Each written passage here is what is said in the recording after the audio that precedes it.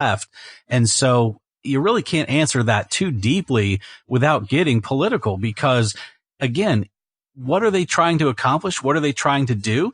The answer to that really lies in either fighting Trump or getting your name and your message out there in ways that are dividing different groups of people and just forcing that wedge deeper and deeper so that there's animosity, so that you can make a name for yourself or just try to get attention. And, because sometimes in some of these issues, it's all about who screams the loudest. And I'm not going to sit here and absolve Trump for that, because he certainly plays a part in some of that political atmosphere of who screams the loudest.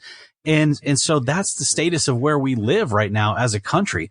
But as far as moving towards solutions, just like in politics, just like in Washington, D.C., I feel like a lot of times we're not moving towards solutions on anything because there's no longer any compromise. And with these guys, it feels to me like, to your point, the NFL says, okay, we're going to divert a bunch of money to a lot of these programs that you guys are talking about, but there's still kneeling going on. There's still animosity. There's still people upset about things. And I feel like there's no compromise from all sides in this. And I think that's just what bothers people, is that how do we really decipher if progress is being made or not? Yeah, I think that's what bothers me, is the fact, like, okay, I understand that you want to kneel and you want to bring awareness, but maybe this is just the next step in the evolution of what you're doing. It doesn't mean you have to continue to do the same thing or that you have to have more players that have done it. The few that have done it have led to this next step. Why can't you evolve with it? Why do you have to criticize every move that's made post this? And I understand from the standpoint of fans outside of it being like, why is Jay-Z? That seems really hypocritical. But if you're in it and you're Eric Reed or you're Kaepernick or you're Albert Wilson or you're Kenny Stills and you've wanted more change and you've wanted the spotlight on these issues, well, now you have one of the biggest artists, not only in the U.S., in the world, that is at least stepping in to try to take that on. So at least let it play itself out before you criticize it. These guys are criticizing it before it even happens. So right. That's the frustrating thing to me, is if you and I are both going for the same thing and we have different ways, but we're trying to move the needle ultimately forward, what makes what you're doing or what I'm doing better or worse? If we're both trying to push it, we may just have different ways to be able to do it. I think that's the frustrating thing for me, is why do you feel the need to criticize someone when they're ultimately trying to further your cause? Haven't we talked about it time and time again, with teams being invited to the White House by Trump or other presidents after they win a championship? And it seems like the en vogue thing to do for the leftists right now is to decline that invitation. Oh, well, we're definitely not going to the White House because we don't like Trump. We don't like this, that, or the other.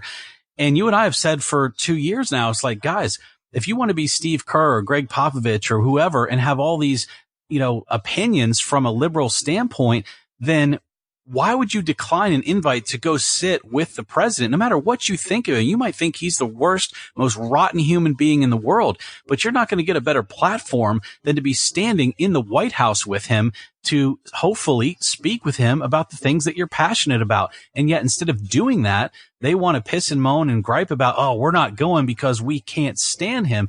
And this is the same thing. If Jay-Z becomes, and I don't want to be an ass here, but let's say Jay-Z becomes an owner. In all of these stories, have you seen anything about anyone having an issue with him being called an NFL owner? No. But yet, what have we heard for the last 6 or 7 months? That some of the teams in the NBA and the NFL are considering changing that title. Well, we don't want to call these, older white guys owners because they own a team, right, that has a majority of African-American athletes employed by the team. So, we can't call them owners. Well, I haven't heard anybody talking about Jay-Z not being an owner. And so if he becomes a partial owner in an NFL franchise, they better not call him an owner. Otherwise, that's not consistent. It's just all of these things, right? They stack up and they make you irritated because, again, if Colin Kaepernick came to my house and wanted to have dinner with me, I'd have dinner with him. I'd hear him out. I'd listen to what he has to say. That doesn't mean I'm going to agree with him on everything. I probably won't for the most part. But if he wants to stand in my lawn, burn the American flag, and wear Fidel Castro shirts and cops are pig socks and, yell at the top of his lungs, does that get the job done? No, it does not. So it's how you go about it. And again, you want to have Jay-Z becoming conversational and opening dialogue with NFL brass, and you still have a problem with that? To me, it's not consistent.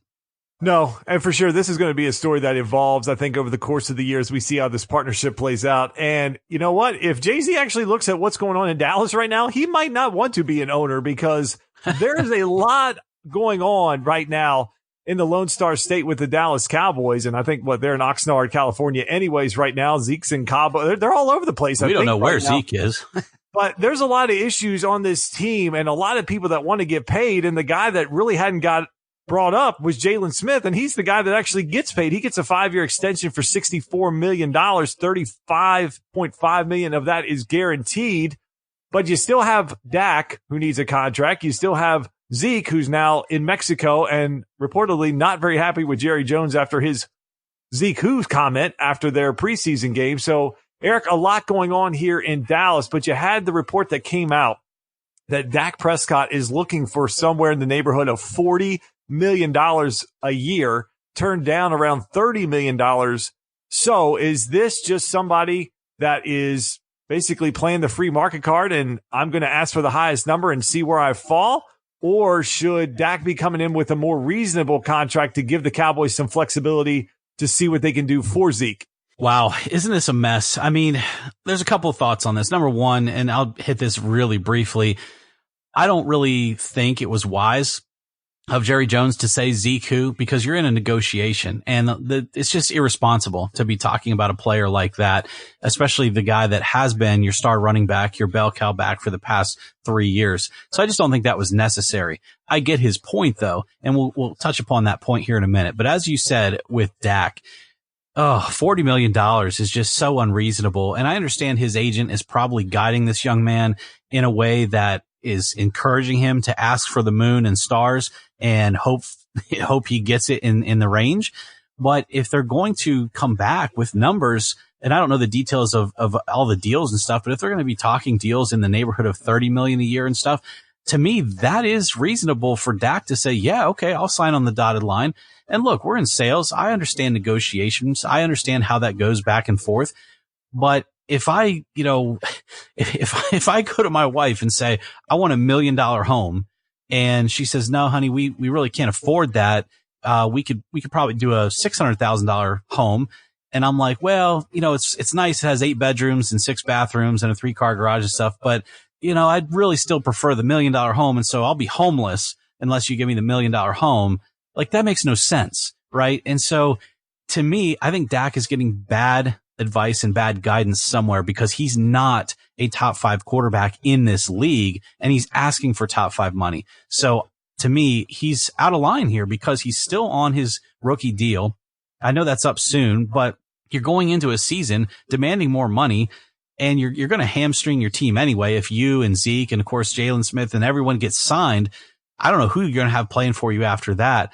Everything is just out of whack here. And so I understand Jerry Jones also feeling like, look, guys, let's sit down at the table and look through the numbers here because you can't just ask for the moon and the stars and expect it all to fall in your lap. I think the fan in me really wants to agree with you, but then I think there's a side of me that goes the other way in this because I think what Dak and his agent look at is, okay, for 3 years now, Dallas has paid him, around $2 million a year, less than that for a 3rd round pick. They've gotten incredible value. He's got them 2 division titles. And over the course of the next 2, 3, 4 years, the cap may go up $30 to $40 million. So I think what Dak and his agent look at is to say, okay, where is the quarterback market going to be when Dak is in the middle of this contract? Say we're actually looking for closer to 34, 35, which would make him on the higher end scale, right behind Russell Wilson, for example. And then you have your Mahomes and your Darnolds and your Goffs and all these guys start coming through. And all of a sudden down the road in say 2022, Dak's being paid as the 10th, 12th, 15th highest quarterback in the league.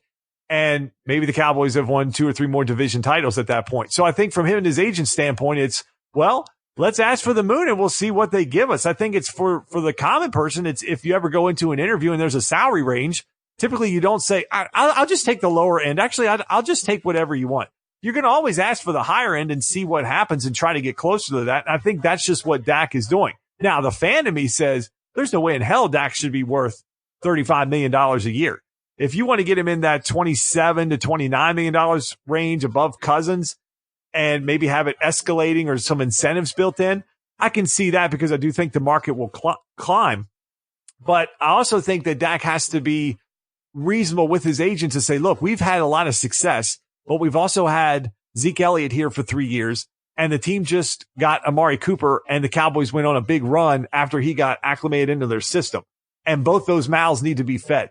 So I think for me, Eric, what I look at from this is the difference with the NFL versus the NBA, where you have a hardened salary cap where you're making these teams make decisions versus the NBA where, well, if you make a lot of money and you want to go into the luxury tax, you can pretty much do whatever you want to do and manipulate the system. So when you look at it from that standpoint, what system do you like better? Do you like the luxury tax system or do you like the hardened cap? That's a phenomenal question because, remember, we've talked about baseball and some of the ridiculous contracts in Major League Baseball. We talk baseball in here? A little bit, pretty much only when we're hating on the fact that Bryce Harper is sitting on $400 gazillion with a batting average of 232. No, but I can see it both ways in terms of the way the NBA does it and the way the NFL does it. But I actually lean in favor more of a controlled salary cap league. And I feel that way because I think the parity is better. I think the way that teams spend their money is better and it's wiser. It's a wiser way to run the business. You look at the Major League Baseball teams and you look at the ones that are willing to spend, like a Yankees versus a team like the Pirates. Let's say just take two opposite ends of the spectrum. For 3 decades, the Pirates, have not been willing to spend much of anything at all, whereas the Yankees are willing to just spend until they run out of loan offers, I guess. And so that's who's going to control the sport. I don't want that in the NFL because I love the NFL and I love the fact that you can have teams try to rework their teams over the course of 3 or 4 years, knowing what a hard salary cap is going to be.